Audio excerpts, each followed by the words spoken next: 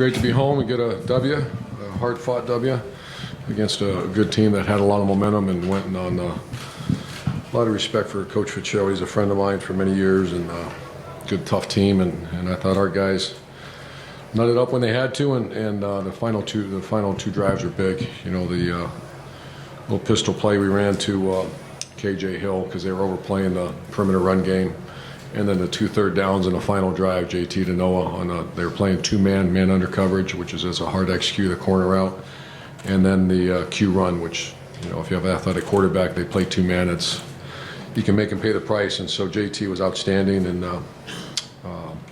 nothing was perfect, but we're going to enjoy that win and go. Far left there, Austin. Ruben, I think most people recognize how good Northwestern's defense is, but coming off last week and the conversations all week long about your offense, when you walked off the field, how did you feel about 24 points on the board? I know you got the win, but how do you feel about the offense this week? I like the fact we started fast. You know, it seemed like both teams had long drives. We had limited possessions in the first half. I want to say just 4, other than the ones we were backed up in the 2-minute situation. So, very good defense. You can see what they've done in the past to teams. And but you know, we're good. We're just, I mean, we're not good. We're a project. Things are young players, and we're still working things out. But I'll tell you what, I promise you I'm going to enjoy this win. The players are. We're going to move forward. Far right over here, Tim. Yeah, Urban, the deep crossing route to Curtis Samuel also was a big play and stuff. You guys just seemed to find some things as the game went along. Is that the best way of putting it? Yeah, well, we found some things early, you know, and they adjusted well. I think they have a very fine coaching staff. We kept motioning the tailback out and creating an empty look for them, and we hurt them. And then they started dropping defensive linemen underneath some of those patterns. So it was a pretty good chess match back and forth, and I just love the way we finished it off. You know, the fact that we had to go score a touchdown, and we did. And then we had to hold them to a field goal, and we did. And then we had to eat the clock and finish the game on offense, which is a sign of a good team, and we did. Were you surprised they went for the field goal there instead of going for it? Obviously, the holding call really hurt them in that situation. That's why we took it. Yeah, I think they would have went for it on 4th and 5. So, you know, I was talking to Coach Shiano upstairs, and you know, if you decline it and they go for it, you kick yourself in the teeth, and then you take 15 yards. But I have enough confidence in our defense that we force them to kick that field goal. Far left, Ari. Urban, it looks like today you guys made a pretty big effort to get Curtis the ball. I was wondering, it seemed like you guys have a lot of success when you hand it directly to him out of the backfield. We asked you about that Monday. It seems like he's kind of become way more of an H-back than an H-back running back. I was just wondering why you guys have made it that way, and do you like the way that he runs the ball? I love the way he runs the ball, and he, let's see, he had 7 catches and 7 rushes. So what was the question? He's more of an H-back? Well, it seems like the last few is? weeks, it just seems like he's outside as a receiving option more. And, Outside you know, when there's... No, he's perfect. That's what we want. 50-50, 7. I wouldn't mind 8 each. 8 catches, 8 handoffs. We got to block a little better for him. He should have more yards than that. Let me think this in here. No, if you're wondering what that position, that's it. That's it. That's what the hybrid H does. He carries the ball in the backfield, and he also catches the ball.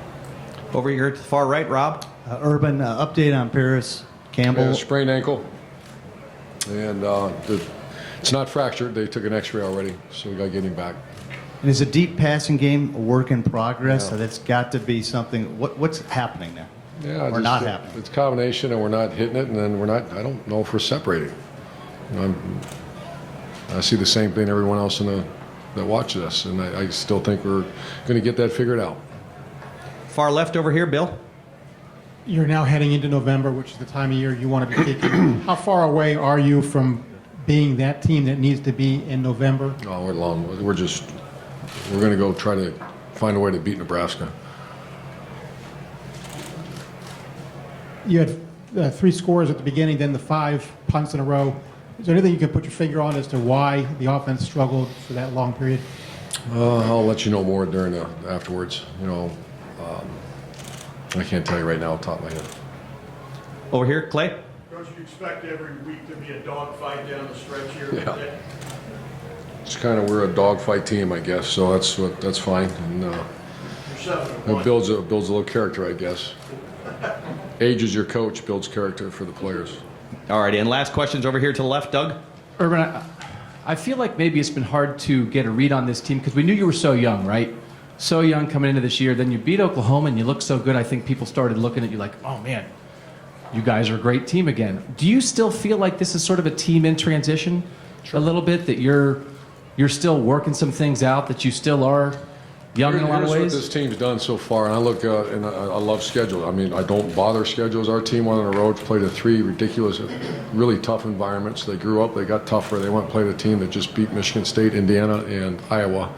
2 of them on the road, and they were in a street fight, and they ended up winning. Very proud of them. I love these guys. They're very young, that's fine. That's no more excuses about that.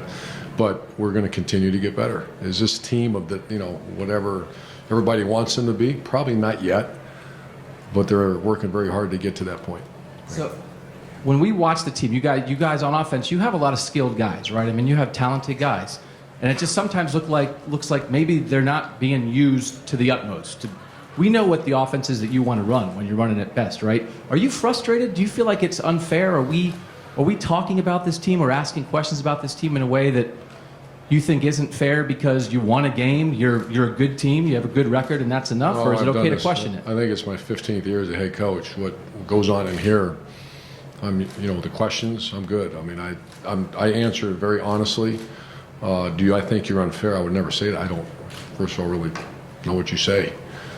I got a team to coach, and we are getting better. We're 7-1 with a bunch of new players that I love to death right now, and I enjoy coaching them. But you feel your offensive feel right now is pretty good? Pretty good, yeah. You had very balanced, ran for 200 and threw for 230. In most places, that's a pretty good day. I understand here's a little off a little bit. We got to get that 500 number, I guess. But I'm very happy with this. Great. I'll enjoy myself tonight. Coach, thank you very much.